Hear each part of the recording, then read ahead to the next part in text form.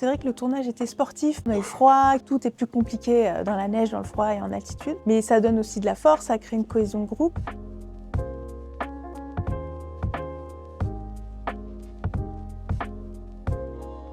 C'est l'histoire d'une jeune institutrice qui arrive pour la première fois dans un hameau isolé en haute montagne au début du siècle, en 1900, et qui doit installer une école dans une communauté fermée qui vit en autarcie, entourée par la neige, les avalanches, et elle va devoir s'imposer dans ce monde isolé.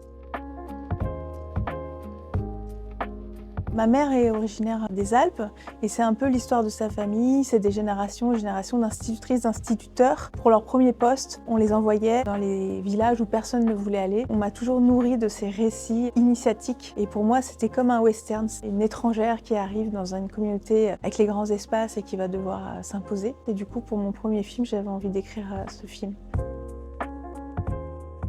Il y a des intérieurs très sombres, des extérieurs blancs, éclatants, donc je voulais vraiment travailler sur ces contrastes-là. Les gens ont peu d'argent, donc ils ont peu de chandelles, donc je voulais qu'on joue qu'est-ce que c'est que filmer à la bougie. Avec les caméras d'aujourd'hui, en fait avec le numérique, on peut aller très loin dans l'obscurité, ce qu'on pouvait pas faire avant. J'ai envie de montrer comment on voyait à l'époque. Et puis après, filmer la neige, c'est magique parce que c'est un réflecteur géant, donc même la nuit, quand il y a la pleine lune, on peut voir. Donc voilà, filmer aussi tous les aspects magiques.